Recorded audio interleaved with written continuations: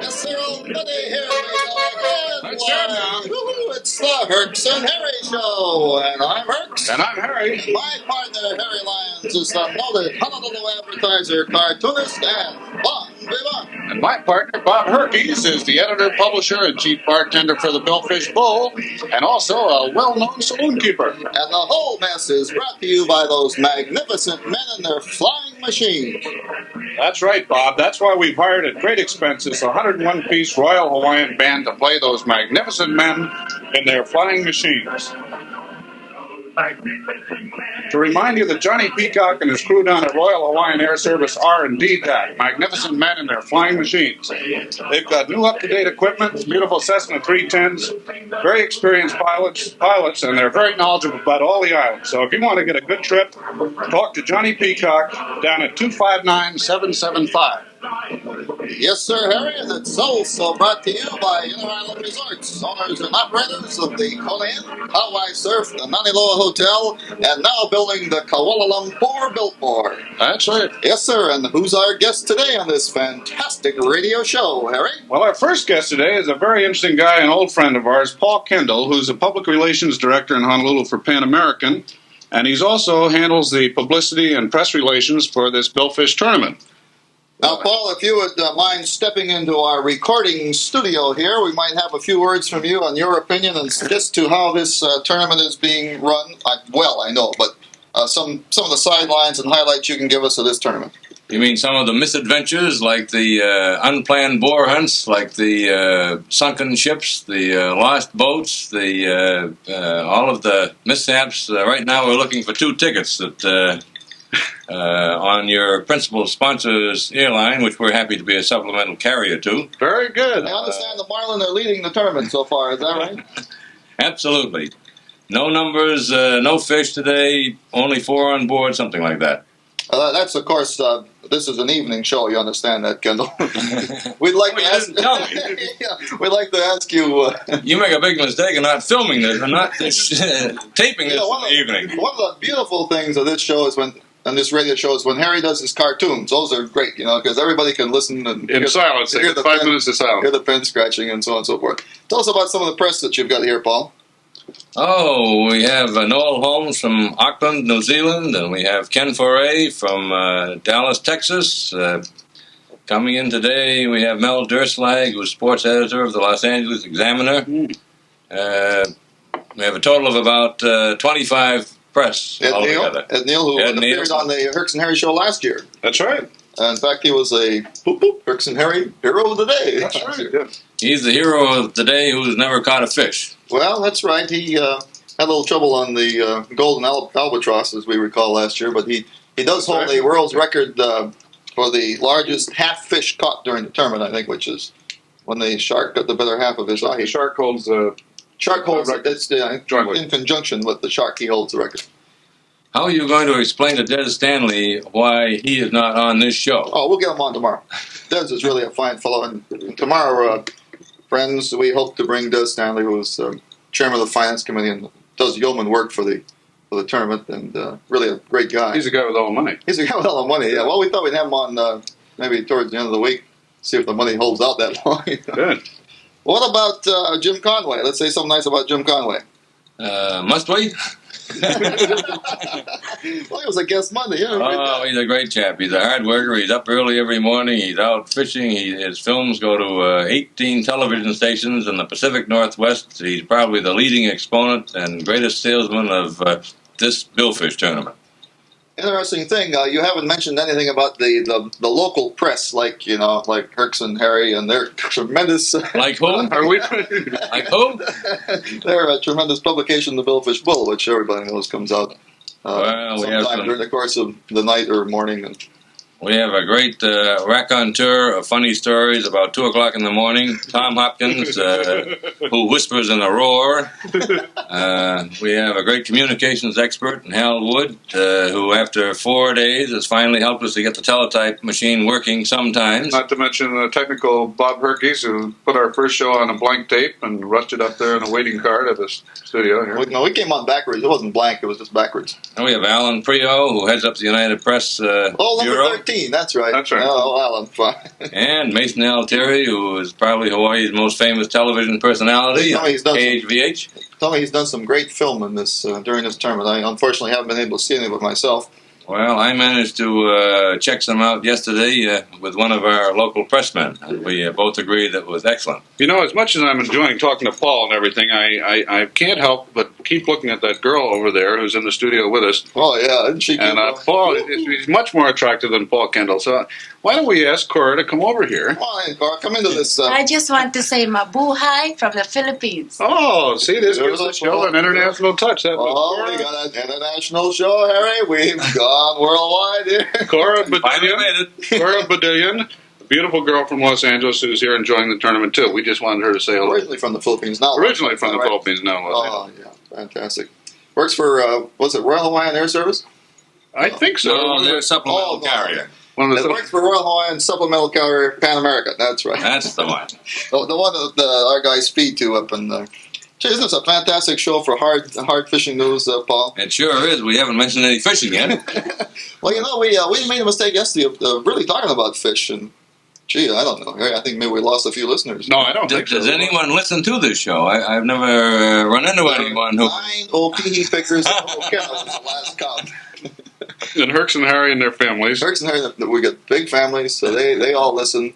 Really, it's big audience. When are you going to start listing the time of this broadcast in your magnificent publication? Well, the broadcast comes on before the publication ever gets out. The broadcast is supposed to come on at 6:30. 6:30 every night. Well, why don't you mention it? I mean, even if it's tomorrow. I think we just did. You just spoiled it. Very good. I mean, in the paper. Oh, okay. In the paper. Okay. We have any interesting things happen today that, outside of a few flares that went up? Well, Sam Sanford's boat was lost for a while until it was found in a garage having its engine overhauled. I think that's really what got to be the hero of the day. Hero of the day. Yeah. Lost his boat in his garage. Let's not talk too much about that because we're going to use that a little later in the program. Oh, we are. You don't have to whisper that. We could ruin the whole show here. Well, would you like to say before we close this little interview anything at all about fishing? You know anything? I don't know anything about fishing. I hate fishing. Have you been out fishing? Never. Well, that's why you're on the show. I caught a mahi-mahi about 5 years ago, and it weighed 5 pounds, and it wore me out. Haven't been back since. I've never been back at it since. Very good. 5 pound mahi-mahi 5 years ago. £1 a year. That's right. Pretty good. Incidentally, there's no fact to the rumor that Pan American is going on strike on August 1, August 9, or whatever all the rumors are. Pick your own rumor and enjoy it. Oh, terrific. Well, Paul, it's certainly been a pleasure having you on this international show today, the Herks and Harry show. And we'll sure be seeing more of you during the tournament. Well, here we go again, and tonight for a change, we're going to do some hard news. We've got a lot of fishing news to bring in tonight. Like we say, we take this show early before the fish are hung. But as of this hour, team number 40, Pat Patterson, has successively brought a 644-pound marlin into the pier, which should give him 744 points. And as of this hour, looks like a leader. Maggie Gardner has brought in a marlin, an 8-pound test, which they were hanging by the heels when we brought in. Patty Hoag's got a 268-pound marlin, which on 80-pound test for 318 points. Don't worry about it, Nottage. We're never very factual. And so today we've got six marlin, 2 ahi, and I understand the Spallings are still hooked up. Today we also are very privileged and pleased to bring another guest to the Herks and Harry show, and it's Dave Nottage. Let's have a word from old Dave Nottage. There we go. Don't say something, Hawaiian. Well, I have to correct you right off the bat. Okay, go ahead. Tommy Gardner caught the Oh, fish. Tommy. Oh, sorry about that, Maggie. No, he's a nice guy. You mustn't confuse him with his dear Maggie. Okay, Tom. Apologies to the Herks and Harry show to Tom Gardner. Well, Dave, what have you been doing out there? I assume that you've been playing a lot of cribbage because you haven't caught any fish. So, no cribbage. We've been very busy, but it hasn't been fishing. It's been looking for fish. Very good. Well, how's the conditions out there, Dave? You're an old time fisherman. We'd like to really have your honest opinion on how the conditions of the water and if there's any bait in the water, if you've seen any fish, or how do you justify this couple of days without anything? Well, we've been searching and searching, and with a lot of bait. Bait all over the place. Mm-hmm. We find these rafts drifting around, and today we saw a big log, and but my people wanted to catch marlin, and Not logs? The Mahi was there, but we couldn't bring them in. I mean, they didn't want to catch logs? No. Very No, narrow-minded. not even Mahi. They fought everything else: Christmas trees, fishing poles, and but no logs so far, I guess. Huh? Well, that seems to be a problem. How many tournaments is this for you as a captain, Dave? Oh, I think it's four, maybe five. Memory fails me. The very first tournament, though, I was a participant, and then they barred me. Well, I fished the first one too, and they barred me. I think for different reasons. And I had quite a go about that, but he won. He won. Well, they barred me because they found out I didn't know how to fish, and they thought they'd raised the caliber of the tournament. And I guess they did it two ways. They got rid of me and they got rid of you. Yeah, well, they upgraded the tournament. That's what they did. They downgraded us and upgraded the tournament. They've never let me fish, not once. Even. I mean, that gives you an idea. We've seriously considered trolling for you. You got pretty good girth. Use them as bait. Chop them up, make chum. See, to be serious, though, did you you've heard about the missing The Moko'ola. It's quite a mystery. It's very much of a mystery. It disappeared sometime last night from Kailua Bay, and at the 3 o'clock report, there was nothing, no news whatsoever about it. It would probably be adrift someplace. It could be broken up on the reef, but then there would be some debris someplace that one of the boats would have picked up, and they haven't had any. I understand, though, that they went up in a light plane late. When was it? About late this afternoon, and about 4 o'clock this afternoon, and they thought they saw some kind of an oil slick of some right at their mooring. Right at the mooring, which would seem kind of unusual, and then water that wasn't that. Seems a little strange, eh? You mean right here in the bay? Yeah. Yeah. Well, they better send a diver down. Well, they sent a glass bottom boat out to look for him. Well, right at the mooring, Well, our guy flew out to Apollo and down to Milalei, up and down the coast looking for anything, and they finally decided maybe they better look over their mooring, and they said there was a noticeable oil slick. Of course, being as reliable as this show is, Dave. Don't anybody go down there looking for sunken treasure. Yeah, don't try salvage until they let Don't go. look for the 50 doubloons. Because look, Chief, you ain't gonna find them. Well, I don't know what they're going to do for a boat. There are a couple of skiffs they could probably use. But I think they're getting their fishing on the standby boat tomorrow. The Alele. Alele. Oh yeah, good. Whose boat is that, though? That's Blakey Lightfoot's boat. Well, I'd like to see those guys back out there, because once they get back to Honolulu and old McNamara, they're going to be behind bars. Get out to fish for a long time. McNamara's on an economy kick anyway. Isn't going to go too. Well, that's a good way to save fuel. They get the boat Well, but funny as you guys make it, it is a pretty darn serious thing. And one thing it really points up the need for a small boat harbor. Again, it does. It sure does. I've had a bad experience up here, and many other people have. And you must worry, though, bringing your boat up and leaving it out in exposed waters like that. We always do. We try to moor it in the best possible way we know how, and yet the fact that we're not aboard during the night, we do worry. I like to see it sitting there in the morning when I come down.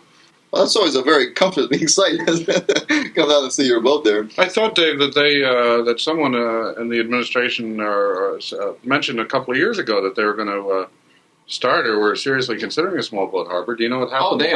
They have been for 10 years. And Honokahau down here to the north is the place that they are considering, but appropriations and so forth, it will be a long time apparently. Hopefully not, but it looks like it. Who we had today on board was Wooler and Baldwin. Oh yeah, New Zealand people. Wonderful guys. George Wooler told us last night on the very authentic Herks and Harry show that he was going to catch a giant Pacific blue marlin today. Well, he tried. He tried harder than anybody else I've seen, but they didn't like us, and we liked them, but they didn't like us, the fish. All the fun. Gee, they're great guys. We might delve into the theories that George gave us yesterday on trolling speeds, just to see what Dave thinks about it. He says that they troll at a much slower speed. And well, that's because they are dragging whole aku, or they have another name for it in New Zealand, and it's live bait trolling, and you can't troll quickly, you can't troll rapidly because with live bait because you bust it up. So that is why and that's all they troll apparently in New Zealand, North Island, and whereas we control about 90%, I guess, with plugs, and consequently we run at 8 to 8.5, 9 knots. You know, Dave, was very interesting. I noticed Harry was trolling at a very high speed through the whalers bar last night, but didn't seem. Well, did he catch anything? No, there were several hookups, but no, I couldn't get anything on board. 8 knots and what was it? Several maybes and one fat no. one fat no. Hey, let's talk about the state cribbage tournament. As long as we're on an authentic fishing program here. When are you going to come back? You come back next year? Oh, sure. November, is it? November, yeah. I'll be there. Would you like to talk about the first year, or would you? No, I think we'd pass that over quickly. Okay. Would you like to talk about the Tahoe tournament? Yeah. No? That was pretty interesting, wasn't it, Bob? As a matter of fact, We go all the way to Tahoe to play cribbage. That kind of impressed people up there. we took for the listeners here, all 9 of you. We took a team from Hawaii of 22 people, I think it was, Dave, of which 10 or 12 played cribbage to Tahoe to compete in the world's first drinking, gambling cribbage tournament. And a Hawaii person took first place, and a fellow from Anchorage, no? Anchorage. Yeah. And that's right, Anchorage took second, Baxby, wasn't that it? And then the gal took third, Mm-hmm. I think in that order. And then The gal from Winnemucca. Winnemucca, Nevada. Right. Let's hear it for Winnemucca, Nevada. I don't know why it's so unusual to go all the way to Tahoe to play cribbage, because when I went to Australia, I spent all my time in the bars down there, in the pubs. So what's the difference? Yeah, When they go, that's You what can people drink do. here. Yeah, they go on vacation and they go into a pub or a bar someplace and they drink cocktails and, you know. Well, nevertheless, it was an awfully nice trip. And you coming with us next year? My wife tells me she's not going to let me go unless. Unless I go, Yeah, I told her you're a I'll fine escort you. chaperone. I'll be a We chaperone. can go listen to Chicken Heart and Bill Cosby. Bill Cosby. What a character. Worse than you guys. Oh, come on. Harry, More highly paid. yeah, do we have a Herks and Harry hero? Well, it's the only one I can think of. I think the other one is a little too serious for that. Yeah, no, we can't. The guy Listening listening. boat. This was kind of rough. So I think the Herks and Harry Hero of the Day award should go to. I don't think we can identify him because of libel, but Well, that's true. it was a guy who called up on a telephone and said that after the boat was missing, he called up and said that it had been found. He had notified one of the papers somewhere, and they phoned back. And do you remember the details exactly how it happened? At any rate, Well, he said he found the boat, and he called it into a newspaper in the state of Hawaii, which then called Billfish headquarters and said that they had found the boat, and they then informed the Navy captain that theoretically or allegedly his boat had been found, and he was overjoyed. But Harry, you like to finish it up? Yeah, Well, do you, maybe not me. well, it turned out that the boat he was referring to was found. It turned out to be Sam Stanford's boat, and it was found in a garage in Kona, having its motor repaired. And so let's hear it for Sam Sanford. So let's hear it. So that's an unnamed hero. And so far in the running, we've got the guy that caught the Christmas tree, Yeah, we have him. He was one of our. and then Taylor from Australia that lost the rod and reel and harness overboard. Do you have any comment on that one, Dave? Well, one of the skippers asked where the man's hands were in his pockets when he was fighting the fish. I think that's pretty good. That's pretty hard to do, though. I don't. I wouldn't like it to happen to me, but obviously it did. Well, I guess he got understand that the guy, then after this harness had broken and he'd lost the rod and reel and everything, apparently phoned in or something, and when they got to the shore that the angler paid for some $300 or something and paid for what he had lost, gave it to the skipper of the boat. Well, I think that's only right. Of course, he may possibly get repaid in kind with the Herks and Harry whistle at the end of the tournament. Right? Well, we've got 2 days left, Dave. Who are you fishing with tomorrow? Oh, the team from Gardena, California. I haven't met the men, but we got high hopes. High hopes? High hopes. You've got high hopes all the time. Well, Harry, what do you think? It's getting pretty close to cocktail hour. I think maybe we ought I to... can't understand what's happening with this tape, to tell you the truth. I thought we only had about 4 minutes. But we It seems to me we've been talking for about 40.